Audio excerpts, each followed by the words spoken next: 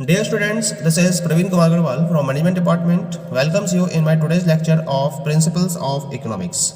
In today's lecture, we will discuss upon the topic Indifference Curve Analysis. यानी कि आज के लेक्चर में हम डिस्कस करेंगे इंडिफरेंस कर्व एनालिसिस का क्या कॉन्सेप्ट रहता है। इंडिफरेंस जैसा कि नाम से ही क्लियर इसमें ना, यानी कि जहाँ डिफरेंस नहीं हो।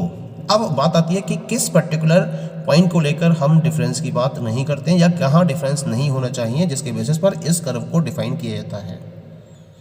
ठीक है, तो उसके रिगार्डिंग हम बात करते हैं। यहाँ पर जब हम मार्जिनल यूटिलिटी एनालिसिस की बात करते हैं तो उसका एक ऑल्टरनेटिव रिप्रेजेंट किया गया था इकोनॉमिस्ट के पॉइंट ऑफ व्यू से, जिसको इंडिफरेंस कर्व एनालिसिस का नाम दिया गया था। क्योंकि जो मार्जिनल यूटिलिटी एनालिसिस है वो कार्डिनल अप्रोच पर बेस्ड थी, जिसमें यूटिलिटी को in terms of digits, in terms of numbers represent किया गया था, जो कि प्रैक्टिकली पॉसिबल नहीं होता है। कंज्यूमर ये तो बता सकते हैं कि उनका जो सेटिस्फैक्शन लेवल है वो ज़्यादा है या कम है, लेकिन डिजिट के टर्म्स में इसको डिफाइन नहीं किया जा सकता।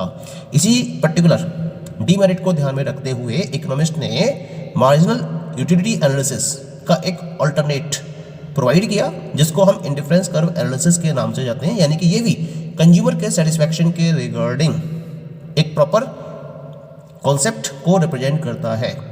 ये जो अप्रोच है ये कंज्यूमर की प्रेफरेंस पर बेस्ड होती है, और इसका जो बिलीफ है वो ये है कि हम ह्यूमन सेटिस्फैक्शन को मॉनेटरी टर्म्स में क्वांटिटेटिव बेसिस पर मेजर नहीं कर सकते। यानी कि अगर आप क्वांटिटेटिव बेसिस पर मॉनेटरी टर्म्स में ह्यूमन सेटिस्फैक्शन को मेजर करना चाहें तो इस अप्रोच के बेसिस पर यह पॉसिबल नहीं है। ये क्या करती है, कंज्यूमर प्रेफरेंस को एक ऑर्डर असाइन करती है, यानी कि ये ऑर्डिनल अप्रोच को फोकस करती है, और ये कहती है कि जो कंज्यूमर की प्रेफरेंस है उसको आप ऑर्डर के बेसिस पर अरेंज तो कर सकते हो, लेकिन मनी के टर्म्स में उसको मेजर नहीं कर सकते। आप ये तो बता सकते हो कि कंज्यूमर का जो सेटिस्फैक्शन लेवल है वो हायर है या लोअर है, लेकिन मॉनेटरी टर्म्स में उसको आप प्रॉपर्ली मेजर नहीं कर सकते हो। इस अप्रोच को ध्यान में रखते हुए, इस प्रेफरेंस को ध्यान में रखते हुए इंडिफरेंस कर्व एनालिसिस के कॉन्सेप्ट को प्रोवाइड किया गया था इकोनॉमिक्स के द्वारा। तो क्या अप्रोच है इंडिफरेंस कर्व की? An indifference curve represents the different combinations of two और more goods that provide the same total satisfaction to the consumer. यानी कि इस अप्रोच के अकॉर्डिंग हम ये मान के चलते हैं कि जो कंज्यूमर अपनी मनी इनकम है वो केवल और केवल टू गुड्स के कंजम्पशन में ही खर्च कर रहा है, और अगर वो ऐसा कर रहा है तो हम क्या कर सकते हैं, उन दो पर्टिकुलर गुड्स के डिफरेंट कॉम्बिनेशंस को इस तरीके से फॉर्म कर सकते हैं जो उस कंज्यूमर को सेम टोटल सेटिस्फैक्शन प्रोवाइड कर रहे होंगे। तो जो कॉम्बिनेशन के अकॉर्डिंग हमें एक टेबल ऑब्टेन होती है उसे हम बोलते हैं इंडिफरेंस शेड्यूल, और जब इस इंडिफरेंस शेड्यूल को हम ग्राफिकल वे में रिप्रेजेंट करते हैं तो उसे नाम देते हैं इंडिफरेंस कर्व। यानी कि जब कंज्यूमर के द्वारा दो गुड्स के रेफरेंस में उसके डिफरेंट कॉम्बिनेशंस इस तरीके से प्रिपेयर किए जाते हैं जहां हर एक कॉम्बिनेशन उसको same level of satisfaction provide कर रहा हो, और उसके बेसिस पर हम एक अगर ग्राफिकल रिप्रेजेंटेशन प्रोवाइड करें तो हम उसके बेसिस पर जिस कर्व को ऑब्टेन करते हैं उसे हम इंडिफरेंस कर्व कहते हैं। यानी कि इंडिफरेंस कर्व वो पर्टिकुलर कर्व हो गया जिसके हर पॉइंट पर कंज्यूमर का सेटिस्फैक्शन लेवल सेम होता है।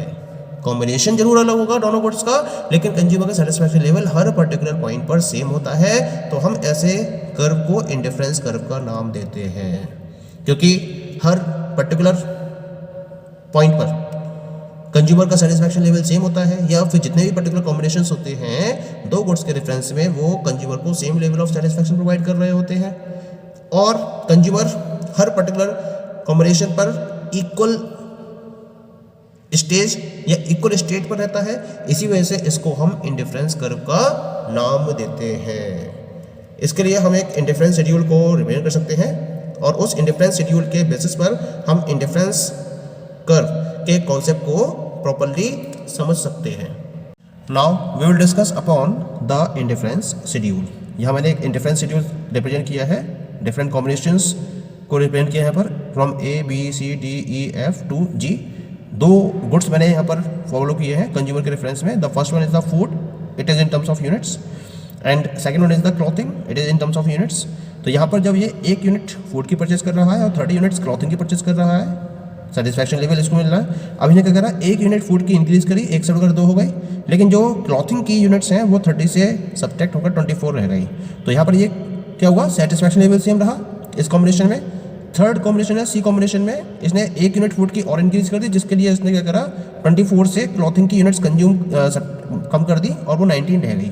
जो अगला कॉम्बिनेशन है डी, वो 4,15 का है, जहाँ फूड की यूनिट्स बढ़ रही हैं और क्लॉथिंग की यूनिट्स कम हो रही हैं। तो ऐसे हम क्या देख रहे हैं यहाँ पर, जैसे जैसे हम फूड की यूनिट्स को लगातार इंक्रीज करते चले आ रहे हैं और क्लॉथिंग की यूनिट्स को लगातार डिक्रीज करते चले आ रहे हैं, तो इस तरीके से हमें फूड और क्लॉथिंग इनके डिफरेंट कॉम्बिनेशंस यहाँ दिखाई दे रहे हैं, जो क्या रिप्रेजेंट कर रहे हैं कि कंज्यूमर का सेटिस्फैक्शन लेवल इन सारे कॉम्बिनेशंस पर सेम है, इनमें कोई भी डिफरेंस नहीं है। तो हम इस पर्टिकुलर टेबल को इंडिफरेंस शेड्यूल के नाम से बुलाते हैं। अब हम क्या करेंगे, इस टेबल को एक ग्राफ की फॉर्म में, एक कर्व की फॉर्म में रिप्रेजेंट करेंगे, ठीक है। और ये कर्व की फॉर्म किस तरह से होगी, यहाँ मैंने एक्स एक्सेस पर रिप्रेजेंट किया है फूड को और वाई एक्सेस पर मैंने रिप्रेजेंट किया है क्लॉथिंग को, ठीक है। अब हो क्या रहा है यहाँ पर है ना, मैंने पहला कॉम्बिनेशन लिया, द फर्स्ट कॉम्बिनेशन इज 1,30, क्योंकि मेरे पास जो फूड है वो 1 से लेकर 7 1 to 7 है, तो मैंने इसको 1 सेंटीमीटर के स्केल पर 1 2 3 4 5 6 7 तक रिप्रेजेंट किया है।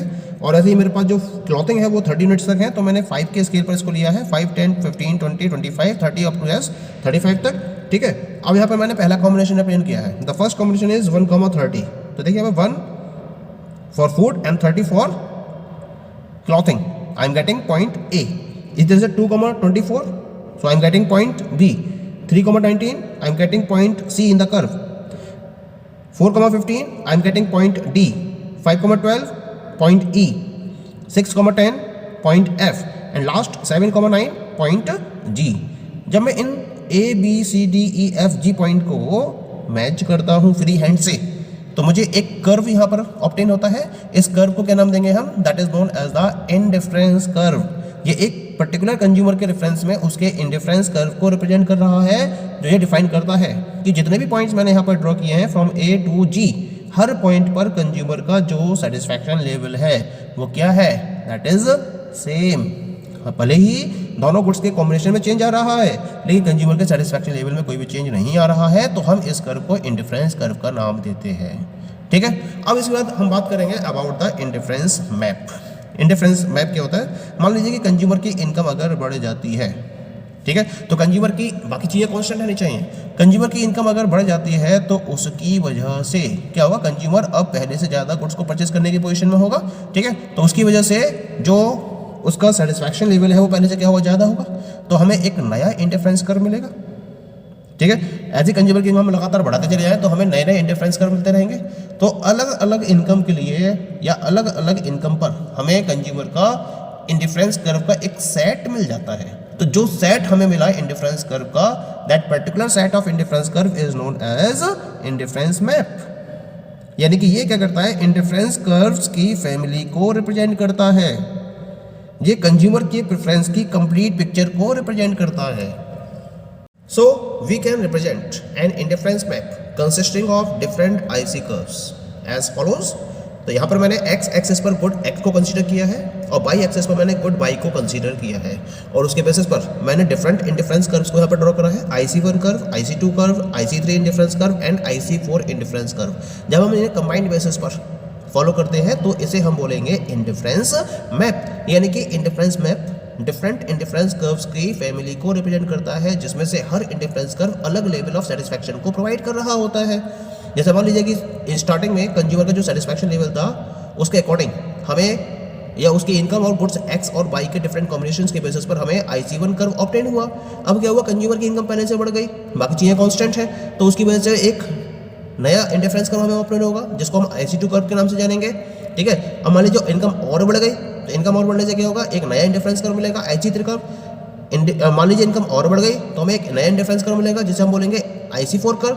तो इस तरह से जब हम डिफरेंट इनकम ग्रुप के बेसिस, डिफरेंट इनकम के बेसिस पर सेम कंज्यूमर के रेफरेंस में इंडिफरेंस कर्व की फैमिली को रिप्रेजेंट करते हैं, तो इसे हम नाम देते हैं इंडिफरेंस मैप का।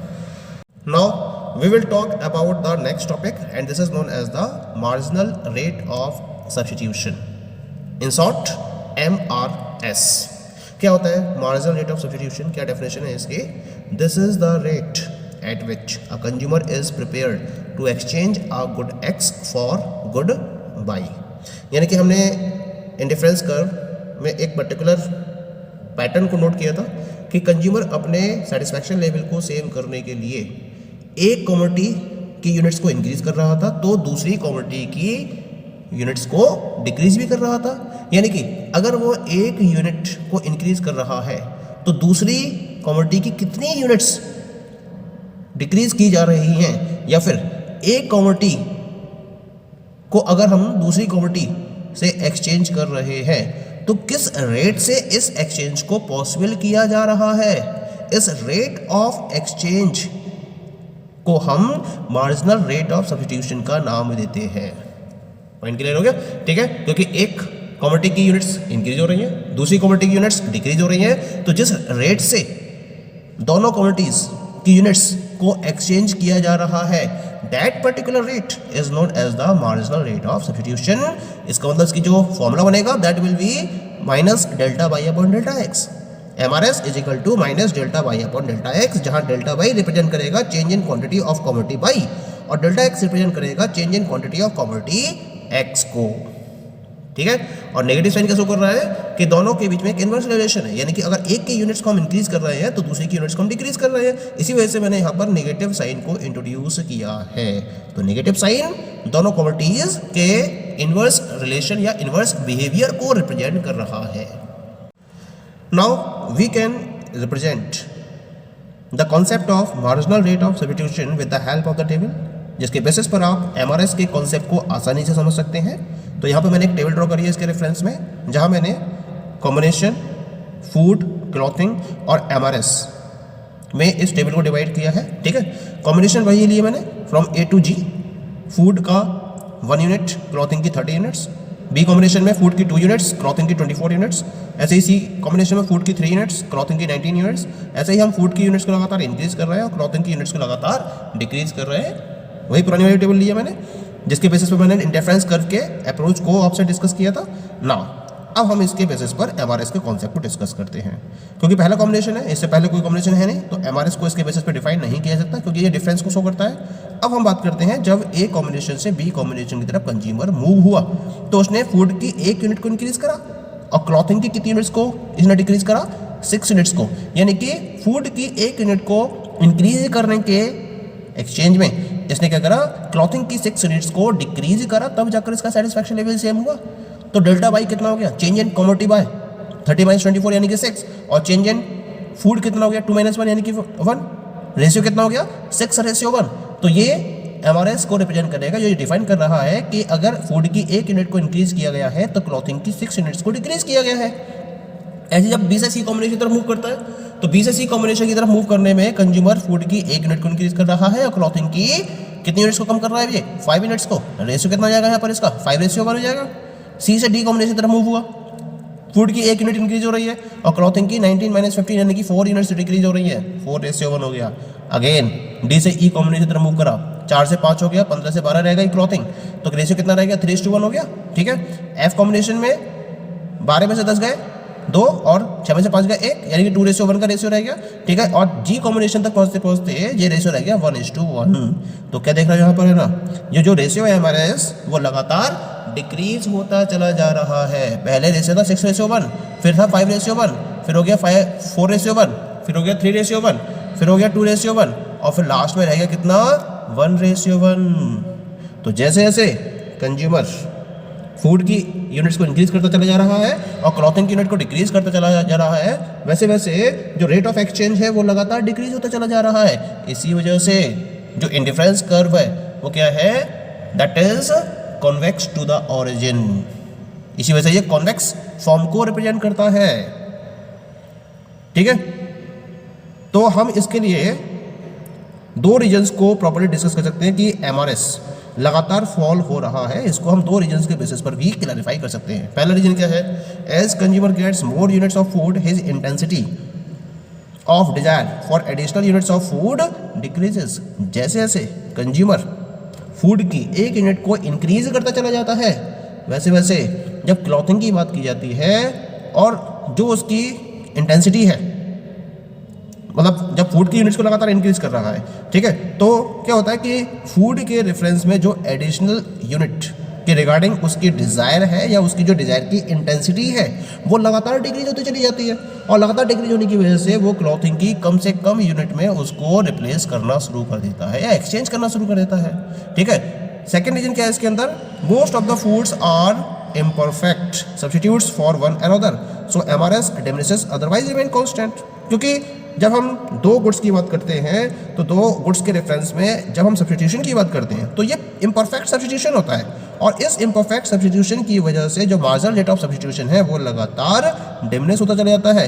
अगर ये परफेक्ट सब्स्टिट्यूशन होता तो उस केस में जो रेट ऑफ एक्सचेंज होता वो सेम रहता, उसमें कोई भी चेंज नहीं होता।